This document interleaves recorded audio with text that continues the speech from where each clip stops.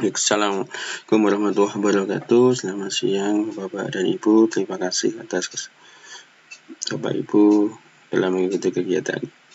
Pada kesempatan ini saya akan menyampaikan hasil penyebaran pemahaman tentang budaya positif sebagai bagian dari tugas sebagai guru penggerak. Nah, ini Bapak Ibu, budaya positif.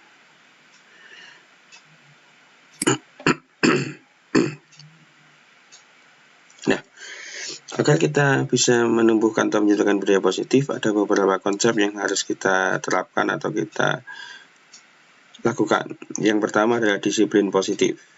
Yang kedua, memahami motivasi anak. Yang ketiga, menentukan kontrol restitusi. Yang keempat, menentukan keyakinan kelas. Dan yang kelima adalah melaksanakan segitiga restitusi. Jadi 5 hal ini harus kita upayakan, bisa diterapkan, sehingga di kelas atau di sekolah kita bisa terbentuk budaya positif. Berikutnya nih Bapak Ibu, setujukah Bapak Ibu atau Anda semua dengan pernyataan-pernyataan berikut ini? Hukuman dapat mendisiplinkan anak. Jadi kita hukum anak itu akan menjadi disiplin.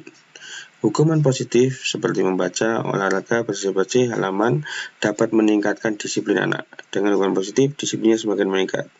Yang ketiga, penghargaan atau reward dapat meningkatkan motivasi belajar anak. Jadi penghargaan dan reward atau hadiah ini akan meningkatkan motivasi atau belajar dari anak. Nah, setujukah Bapak Ibu dengan 3 hal ini? 3 hal ini sebenarnya sering kita lakukan.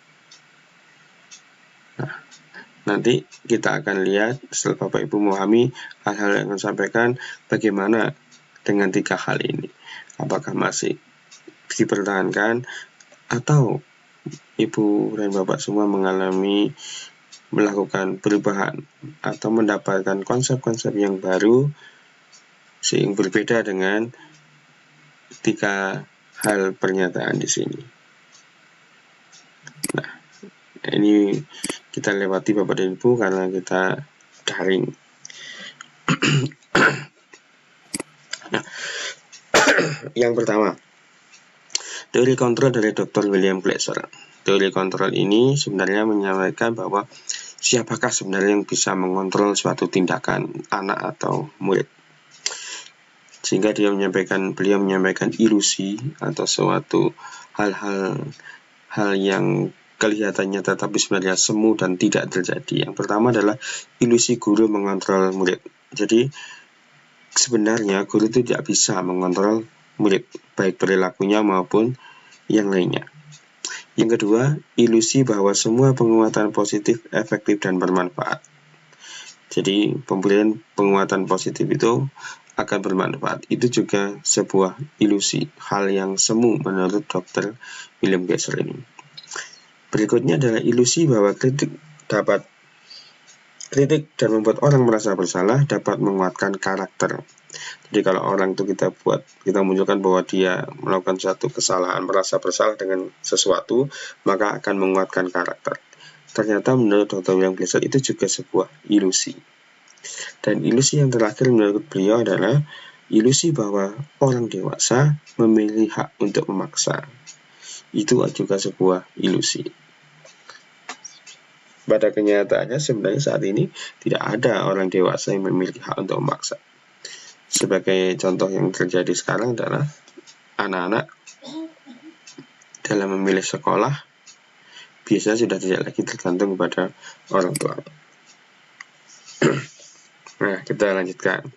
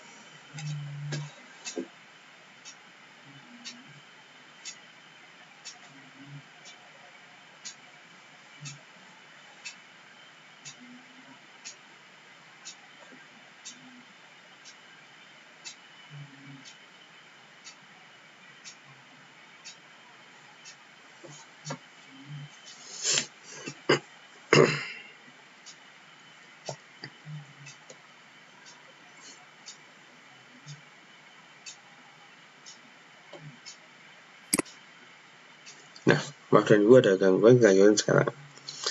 Kita bandingkan antara teori stimulus respon dan teori kontrol. Stimulus respon itu adalah seperti yang kita lakukan saat ini. Kita memberikan sesuatu dan kita lihat respon yang diberikan oleh anak kita.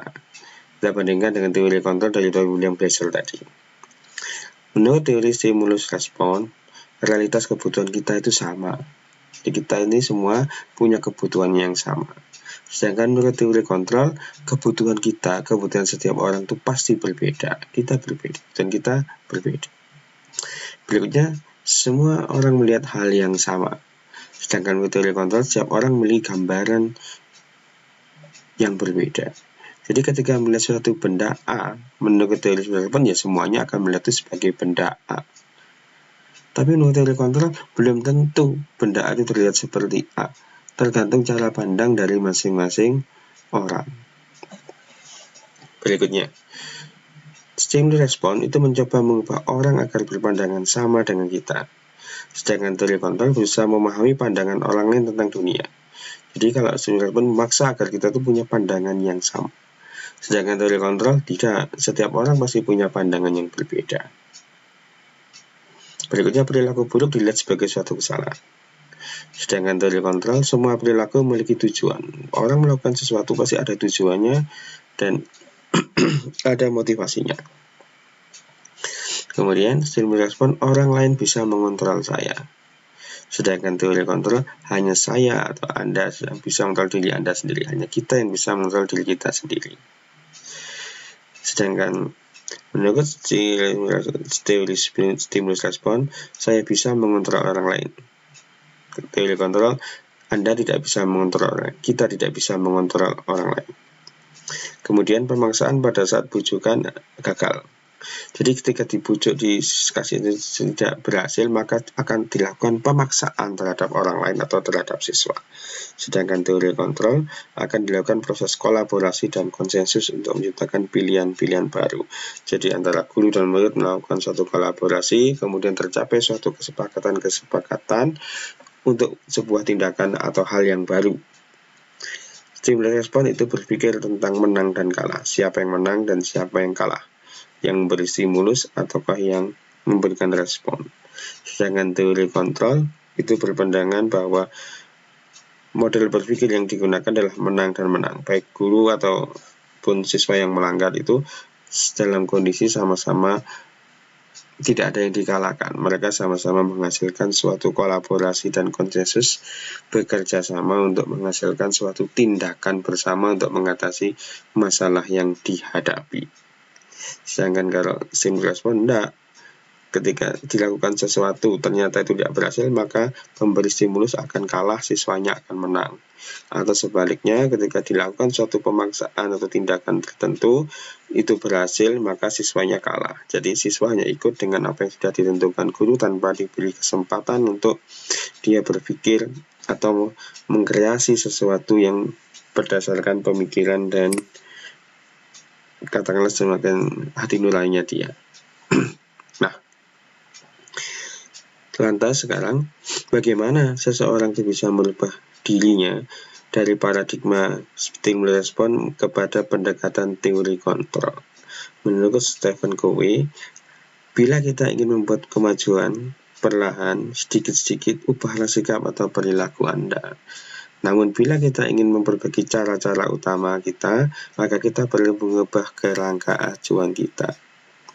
Ubahlah bagaimana Anda melihat dunia, ubahlah bagaimana Anda berpikir tentang manusia, ubahlah paradigma Anda, ubahlah skema pemahaman dan penjelasan terhadap aspek-aspek tertentu tentang realitas, tentang kenyataan. Berikutnya adalah teori motivasi. 3 motivasi yang mendasari perilaku manusia. Yang pertama adalah tindakan atau perbuatan itu dilakukan oleh seseorang atau anak atau manusia adalah untuk menghindari ketidaknyamanan atau hukuman. Jadi dia misalkan siswa itu datang pagi tepat waktu karena dia takut mendapat hukuman supaya tidak dihukum. Siswa mengerjakan PR supaya tidak dihukum. Kemudian tindakan yang mendasari, tindakan motivasi kedua atau yang memotivasi yang mendasari perilaku manusia yang kedua adalah untuk mendapatkan imbalan atau penghargaan dari orang lain. Jadi dia melakukan suatu kegiatan atau membuat suatu karya dan sebagainya untuk mendapatkan imbalan dari orang lain. Nah, dua hal ini, baik motivasi pertama dan kedua, adalah motivasi yang sebenarnya di luar dari diri kita, di luar siswa. Dalam bahasa yang lain disebut sebagai motivasi eksternal. Nah, perilaku manusia itu akan lebih baik jika menggunakan teori yang ketiga, yaitu berasal dari dalam dirinya. Untuk menjadi orang yang merdeka, yang mereka inginkan dan menghargai diri sendiri dengan nilai-nilai yang mereka percaya. Jadi, keinginan untuk melakukan sesuatu itu dari dirinya sendiri, bukan dari orang lain. Dia ingin dianggap sebagai orang yang memiliki perilaku A, maka dia melakukan semua kegiatan atau hal-hal yang mendukung supaya dia dianggap sebagai orang yang memiliki perilaku A. Tidak peduli nanti dia itu mendapat hukuman atau katakanlah tidak perlu dia itu mendapat suatu penghargaan. Yang jelas dia ingin melakukan sesuatu karena dia ingin melakukan itu. Jadi tidak berasal dari luar, berasal dari dalam diri kita masing-masing atau berasal dari siswa masing-masing. Suatu perbuatan itu tidak dipengaruhi oleh hal-hal yang lain yang bersifat eksternal. Dan memang motivasi 1 dan 2 itu tidak akan lama sebenarnya. Perilaku-perilaku yang dilakukan oleh siswa, katakanlah nomor 1 mencari hukuman, mendapatkan, itu bisa hanya terjadi di sekolah itu. Belum tentu terjadi di tempat yang lain. Jadi kalau misalkan di tempat yang lain tidak ada hukuman yang sama seperti itu, mungkin dia tidak melakukan perbuatan itu. Sedangkan yang ketiga, motivasi yang ketiga, itu akan bisa terjadi dimanapun kita, dimanapun siswa berada, karena sudah berasal dari dalam diri sendiri, maka perbuatan atau tindakan dan sebagainya itu akan bisa tetap muncul, walaupun tidak lagi mendapat penghargaan atau mendapat hukuman. Yang berikutnya adalah nilai-nilai kebajikan universal. Nilai kebajikan universal ini adalah nilai kebajikan yang disepakati bersama lepas dari suku, bangsa, agama, bahasa, maupun latar belakangnya. Nilai ini merupakan payung besar dari sikap dan perilaku kita, atau nilai ini merupakan fondasi kita berperilaku. Nilai kebajikan adalah sifat-sifat positif manusia yang merupakan tujuan nilai yang ingin dicapai setiap individu. Jadi nilai universal manusia, nilai kebajikan ini adalah nilai yang sama yang bisa terdapat pada seluruh manusia yang ada di bumi ini. Dalam bahasa yang lain mungkin dikenal sebagai nilai atau yang perilaku yang muncul dari hati nurani yang masih suci, yang masih murni. Jadi akan sama pada setiap manusia walaupun mereka berbeda suku, bangsa, agama, dan bahasanya. Nilai-nilai yang dimilikinya akan tetap sama. Katakanlah nilai jujur misalkan. Sebenarnya semua bangsa, semua manusia itu ya tetap akan memiliki nilai jujur tadi. Nah, teori kontrol, teori motivasi, nilai kebajikan universal. 3 hal inilah yang akan memunculkan suatu proses atau suatu tindakan disiplin pada seseorang. Disiplin-disiplin atau tindakan-tindakan ini yang diharapkan tentunya adalah disiplin yang positif, bukan disiplin yang lain.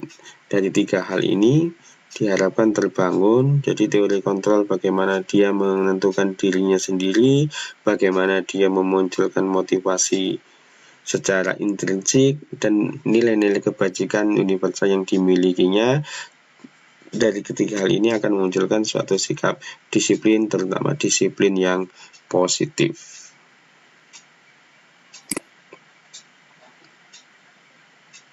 Nah, apa disiplin positif itu? Disiplin positif adalah upaya menumbuhkan disiplin dari dalam diri sendiri dan tidak dipengaruhi oleh orang lain. Baik itu dalam bentuk penghargaan ataupun hukuman. Nah, jadi seperti tadi ya, berasal dari diri sendiri, dikontrol oleh dirinya sendiri. Motivasinya juga motivasi internal, bukan dipengaruhi oleh orang lain. Jadi bukan motivasi eksternal, baik itu adanya penghargaan maupun hukuman. Nah, dari tadi disiplin positif itu, maka di dalam kelas kita, di dalam kelas-kelas kita upayakan siswa-siswa kita itu memiliki keyakinan kelas. Apa keyakinan kelas itu? Adalah nilai kebajikan universal yang disepakati secara tersirat dan tersurat, lepas dari latar belakang suku, negara, bahasa maupun agama oleh warga kelas. Jadi oleh warga kelas, karena keyakinan ada di dalam kelas kita. Bagaimana membuatnya? Keyakinan kelas itu bisa dibangun dari peraturan-peraturan kelas yang diubah. Dari peraturan kelas yang diubah dalam bentuk kalimat-kalimat yang positif. Ya, jadi biasanya dalam peraturan itu kan ada kalimat dilarang. Siswa dilarang membuat kegaduhan. Maka dirubah menjadi kalimat seperti siswa mengikuti pembelajaran secara tertib. Siswa tidak boleh makan di kelas, maka bisa dirubah menjadi kalimat positif. Siswa kegiatan makan siswa dilakukan di luar kelas. Kemudian dari kalimat-kalimat positif itu nanti disarikan, diambil hal-hal yang memiliki nilai-nilai yang sama. Jadi misalkan siswa tertib, siswa mengumpulkan tugas tepat waktu, siswa hadir tepat waktu. Nah, hal-hal ini bisa dirangkum menjadi satu keyakinan, suatu nilai yang sama, yaitu nilai tertib atau disiplin. Maka keyakinan kelas itu adalah siswa memiliki yakin bahwa dia harus memiliki keyakinan bahwa ketertiban itu penting. Untuk kelas meyakini bahwa ketertiban itu akan mendukung keberhasilan. Seperti itu. Atau misalkan dengan yang lain, misalkan. Jadi sopan santun misalkan. Tidak boleh berkata kotor, maka siswa harus mengucapkan kata-kata yang baik. Tidak bu, siswa harus menyapa temannya. Nah, seperti itu kalimat-kalimat positif itu akan dirangkum dalam satu keyakinan kelas yang sama, yaitu saling menghormati misalkan, atau berkata sopan santun kepada siapa saja. Nah, itu adalah contoh-contoh dari proses pembentukan keyakinan kelas. Kemudian ketika kita sudah melakukan tindakan tadi, kita sudah menentukan bagaimana disiplin positif itu, kemudian keyakinan kelas sudah dibuat, apakah semuanya langsung bisa menjadi disiplin? Apakah semuanya langsung ikut dengan keyakinan kelas? Nah, berikutnya kita bahas ini. 5 kebutuhan dasar manusia. Apa saja? Pertama adalah kebutuhan untuk bertahan hidup. Yang kedua adalah penguasaan. Berikutnya adalah kasih sayang dan rasa diterima, kebebasan, dan yang kelima adalah kesenangan. Apa kaitannya dengan keyakinan kelas dan disiplin tadi? Jika tidak terpenuhi, jadi 5 kebutuhan dasar manusia ini tidak terpenuhi, maka akan membuat seseorang, membuat siswa kita melakukan pelanggaran. Yang gampang adalah, contohnya adalah kasih sayang dan rasa diterima. Siswa yang kurang kasih sayang, maka dia akan cenderung membuat suatu tindakan yang membuat dia merasa diperhatikan.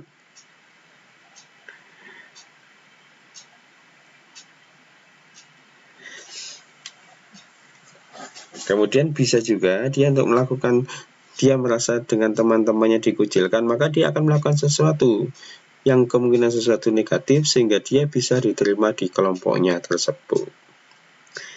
Nah, kemudian kurangnya kebebasan. Dia tidak memiliki kebebasan untuk memilih atau melakukan sesuatu. Maka dia akan cenderung melakukan hal yang lain dengan keyakinan kelas yang ada, maka dia cenderung akan dilanggarnya karena dia ingin mendapatkan suatu kebebasan.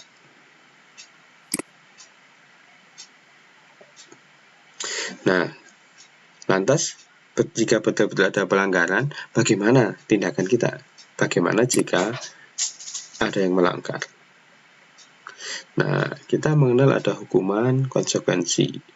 Hal yang baru yang akan kami sampaikan nanti adalah restitusi. Sekarang kita lihat dulu hukuman dan konsekuensi. Hukuman itu tidak terencana. Murid tidak tahu apa yang terjadi dan tidak dilibatkan dalam proses penyusunannya. Hukuman bersifat satu arah, dari guru yang memberikan dan murid hanya menerima suatu hukuman tanpa melalui suatu kesepakatan. Hukuman yang diberikan bisa berupa hukuman fisik maupun psikis. Murid atau anak disakiti oleh suatu perbuatan atau kata-kata. Sedangkan konsekuensi adalah suatu tindakan terencana atau disepakati atau pernah dibahas dan disetujui oleh murid dan guru. Bentuk konsekuensi dibuat oleh pihak guru atau sekolah dan murid sudah mengetahui sebelumnya konsekuensi yang akan diterima bila ada pelanggaran.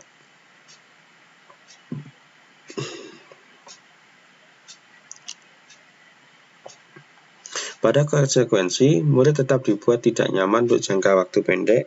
Konsekuensi biasanya diberikan berdasarkan suatu data yang dapat diukur. Nah, itu yang membedakan. Jadi, hukuman itu tidak terencana. Jadi, misalkan tiba-tiba ada data terlambat, langsung dihukum. Lari misalkan 10 kali. Sedangkan konsekuensi, ada tata caranya, ada urutannya. Hukuman misalkan dia terlambat beberapa kali, sanksinya ini. Terlambat sekian kali, sanksinya ini. Jika lebih lama lagi, maka akan ada sanksinya ini. Dan murid sudah tahu akibat dari semua perbuatannya. Jika dia melanggar A, maka dia dapat ini. Atau katakanlah dalam sekolah yang menggunakan poin, maka dia jika tidak mengerjakan PR, poinnya sekian. Tidak mengerjakan yang lagi, poinnya sekian. Terlambat, poinnya sekian. Meninggalkan kelas, poinnya sekian. Sedangkan kalau hukuman tidak ada yang seperti itu. Sebenarnya bersifat tiba-tiba dan murid karena tiba-tiba maka bisa juga tergantung dari kondisi gurunya. Pas misalkan gurunya sedang emosinya tinggi, maka hukumannya bisa jadi tinggi. Sedangkan kalau biasa, mungkin hukumannya juga bisa rendah. Dan mungkin bisa berbeda antara setiap guru. Sedangkan kalau konsekuensi, karena sudah ditetapkan bersama, maka semua guru akan sama dalam menerapkan konsekuensi yang diberikan kepada siswa. Di guru A, guru B, guru C, misalkan konsekuensi sudah sekian, ya akan sama memperlakukan kepada siswanya. Nah, itu yang membedakan antara hukuman dengan konsekuensi. Dan berikutnya adalah data. Konsekuensi ada datanya. Di sekolah-sekolah kita biasanya menggunakan buku tata tertib. Nah, itu adalah wujud dari mana konsekuensi yang dilakukan antara guru dan murid di sekolah.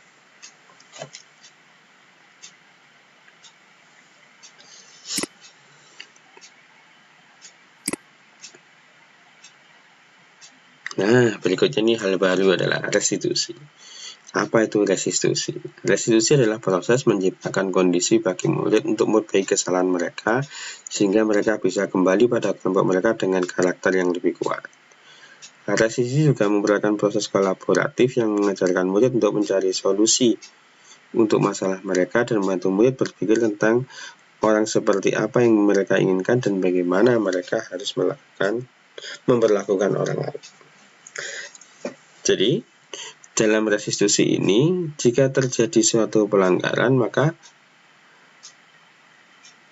solusi dari pelanggaran tadi dilakukan oleh murid sendiri. Jadi guru hanya membimbing bagaimana murid itu merasa bahwa tindakan yang salah tadi harus diperbaiki oleh dirinya sendiri.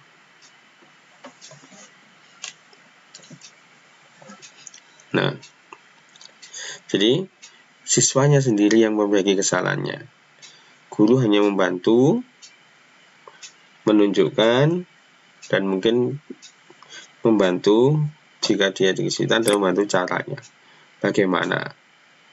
Nah, perbedaan lagi antara ketiganya adalah hukuman itu dianggap sebagai identitas yang gagal. Sedangkan konsekuensi dan restitusi itu adalah identitas yang sukses.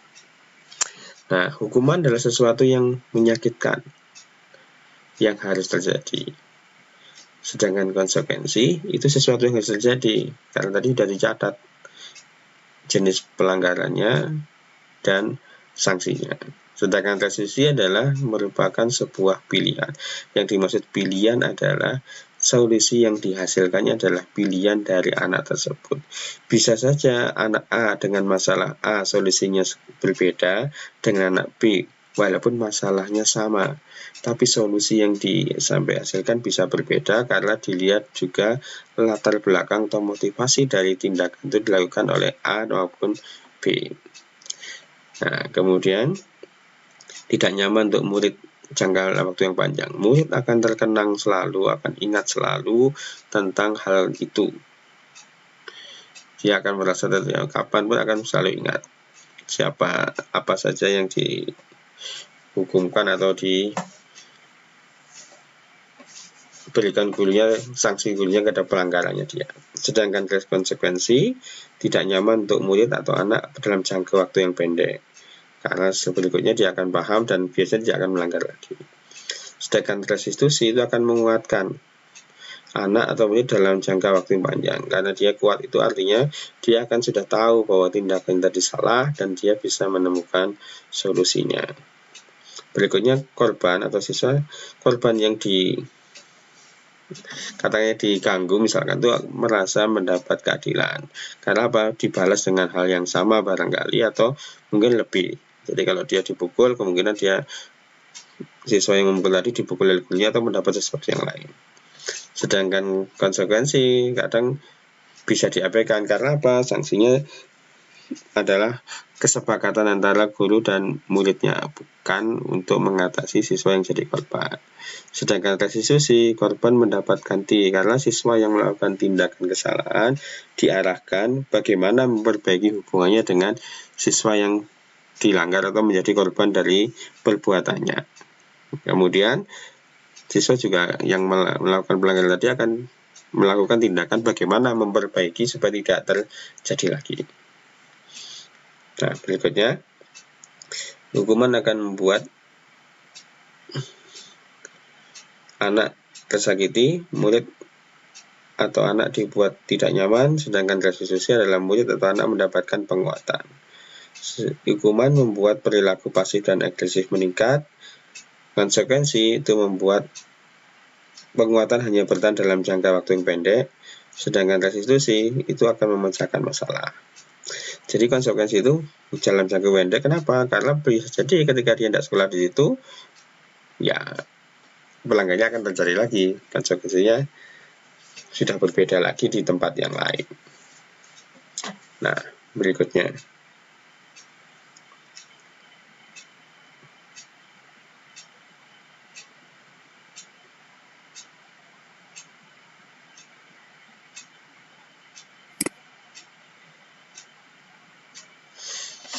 Hukuman, murid atau anak belajar menyembunyikan kesalahannya. Jadi dia bisa belajar berbohong atau untuk menyembunyikan kesalahannya. Jadi dia akan menutupi kesalahan-kesalahannya. Konsekuensi, murid atau anak akan belajar taat peraturan. Restitusi, murid atau anak akan belajar memecahkan masalahnya. Hukuman itu mencoba mengontrol anak dengan berbuat penguatan negatif, memberi impas kesalahannya, pukul balas pukul, katakanlah begitu. Dampak pada murid bisa menjadi marah, merasa bersalah, rendah diri, dan mengasingkan diri. Sedangkan konsekuensi itu mencoba mengontrol anak dengan penguatan positif, anak akan kehilangan hak, waktu, jeda seorang diri, dan penahanan. Sedangkan restitusi, anak paham bahwa dirinya sendiri yang pegang kendali kontrol, murid atau anak tidak kehilangan waktu, namun bersemangat untuk memperbaiki dirinya. Jadi memperbaiki kesalahannya dan memperbaiki hubungannya dengan temannya. Hukuman adalah sifatnya tiba-tiba dan tidak diharapkan atau sangat melukai. Konsekuensi sudah diketahui dan masuk akal. Jadi sudah diketahui sanksi-sanksinya maksudnya. Sedangkan restitusi berupa undangan untuk mengadakan restitusi. Jadi diajak untuk berdiskusi bersama. Hukuman dibuat oleh guru, konsekuensi dibuat oleh guru dan murid, restitusi dibuat oleh anak sendiri. Hukuman menyakitkan, menjalani konsekuensi dengan menyalahkan, mengkritik. Konsekuensi itu membantu guru menyetarakan peraturan, melakukan peringatan, dan menerapkan konsekuensi. Sedangkan restitusi itu menguatkan, guru menyebutkan keyakinan kelas, membimbing kerangka acuan berpikir restitusi dari anak. Jadi keyakinan kelas yang sudah dibuat tadi dikuatkan lagi. Kemudian karena siswa sudah tahu pelanggarannya, maka dia diminta untuk membuat langkah untuk selanjutnya. Jika perlu berterima maaf, maka dia harus meminta maaf. Jika sudah selesai, maka juga harus dilakukan tindakan supaya hal itu tidak terjadi lagi. Hal-hal apa yang perlu dikuatkan kembali sehingga hal yang sama tidak dilakukan lagi oleh dirinya kepada siswa yang lainnya. Nah, itu keunggulan dari restitusi. Sekian konsekuensi. Kalau di teorinya ini dibuat oleh guru dan murid atau anak. Pada kenyataannya sebenarnya adalah dibuat oleh guru atau sekolah saja. Beda dengan restitusi yang memang dibuat oleh anak. Setidaknya jika anak belum bisa, maka akan dibimbing guru, diarahkan oleh guru untuk membuat solusi atas tindakan yang sudah dilakukannya. Nah, itu jadi perbedaan antara hukuman, konsekuensi, dan restitusi.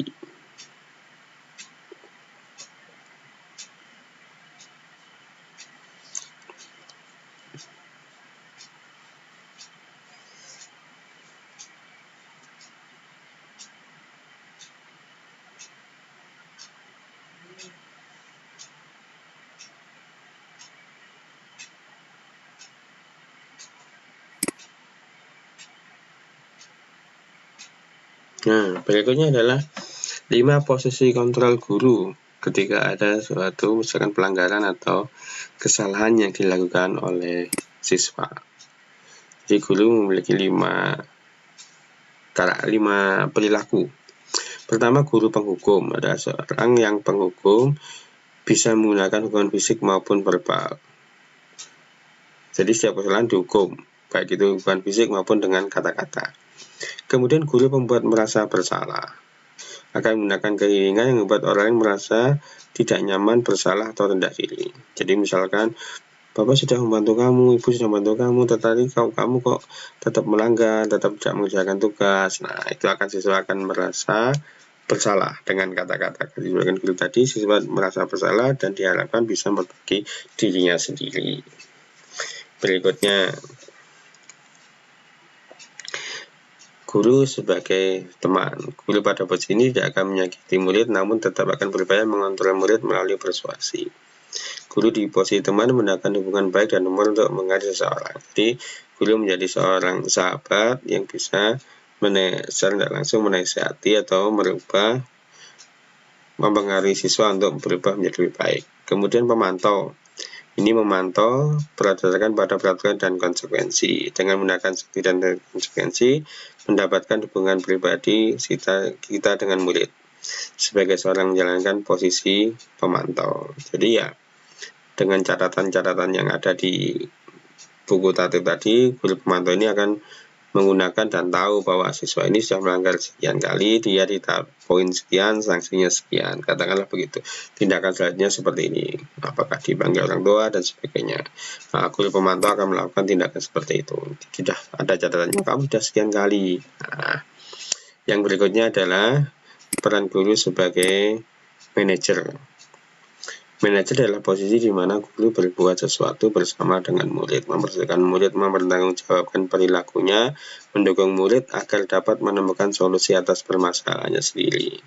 Di level manajer ini, murid diajak untuk menganalisis kebutuhan dirinya maupun kebutuhan orang lain. Di sini penekanan bukan pada kemampuan buat konsekuensi, namun dapat berkolaborasi dengan murid bagaimana memperbaiki kesalahan yang ada.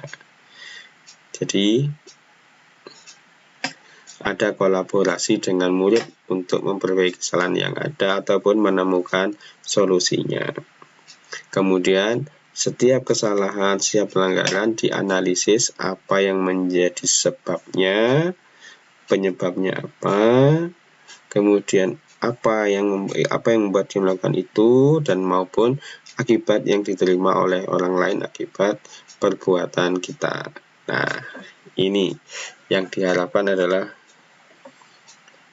posisi kontrol sebagai manajer ini yang diharapkan dapat dilakukan oleh semua guru, karena keistimewaannya adalah mendukung murid untuk menemukan solusi atas permasalahannya sendiri. Sehingga seperti yang disampaikan di depan tadi, ketika solusi itu berasal dari siswa, maka siswa akan teringat dengan itu tadi, sehingga tidak lupa. Nah, berikutnya ini adalah segitiga restitusi. Segitiga restitusi ini biasanya dilakukan oleh seorang guru dalam posisi manajer. Di bagian bawah, dia melakukan kegiatan menstabilkan identitas. Kemudian sisi yang sebelah kiri, validasi tindakan yang salah. Dan berikutnya yang paling kanan adalah menanyakan keyakinan kelas. Di validasi tindakan yang salah itu ditanyakan alasan-alasannya. Sedangkan menstabilkan identitas itu, itu setiap orang pasti pernah melakukan kesalahan. Bukan hanya kamu yang salah, setiap orang bisa melakukan kesalahan. Nah, kemudian setelah distabilkan identitasnya bahwa tidak hanya seorang melakukan kesalahan, divalidasi tindakan yang salah sebab-sebabnya. Kemudian yang ketiga adalah menentukan keyakinan kelas apa yang disepakati dan keyakinan apa yang sudah dilanggar. Kemudian ditanyakan juga sebenarnya keinginan dia itu menjadi apa. Disambungkan dengan keyakinan kelasnya, dikaitkan dengan tindakannya. Nah, secara lebih dalam segitiga restitusi seperti ini.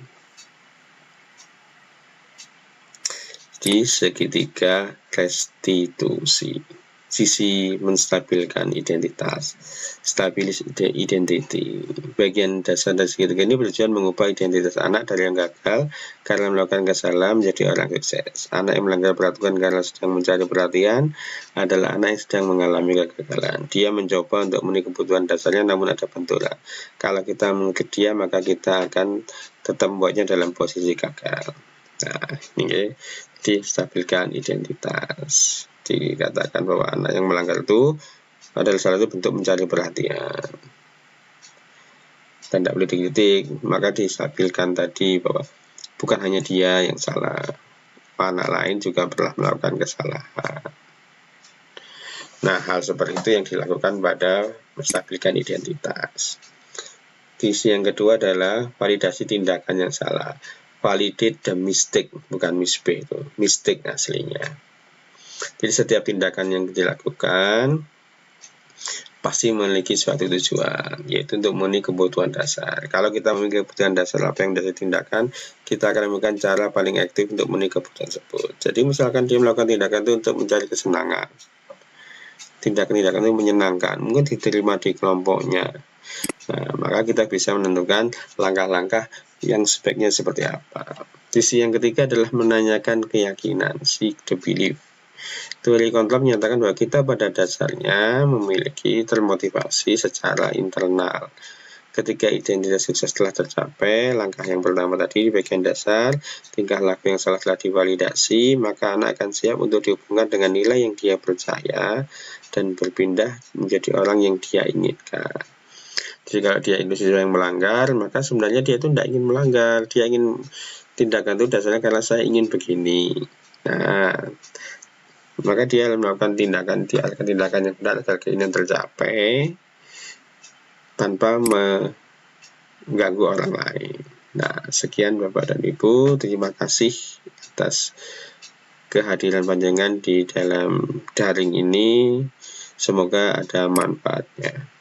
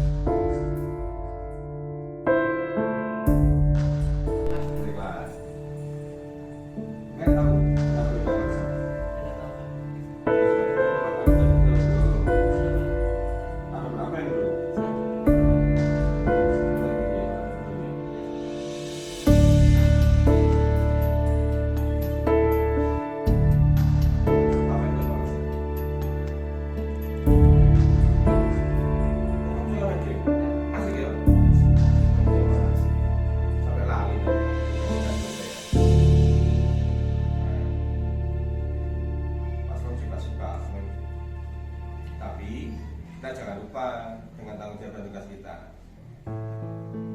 Ya, tugas sudah selesai. Ya kan, kita kan sudah kesepakatan kelas lain. Selesai kan? Tepat waktu. Apa enggak? Enggak tepat. Pikirannya nilai. Mau begini lagi? Oh, terima kasih. Saya tunggu besok. Ya, silakan menjaga kelas.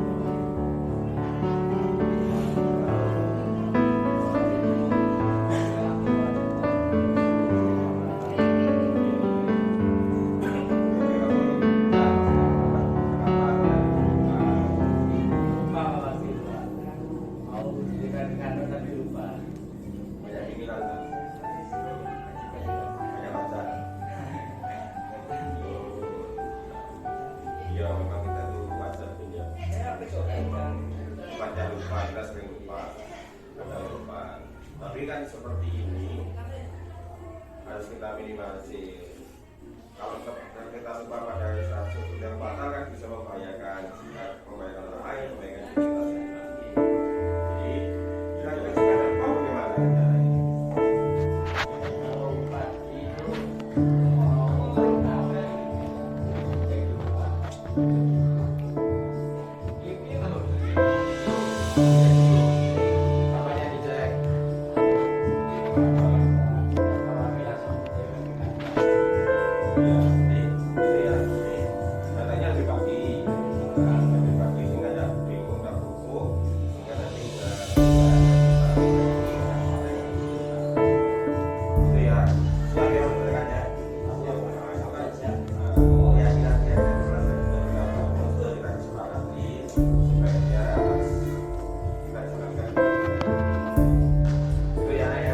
Semangat ya. Terima kasih.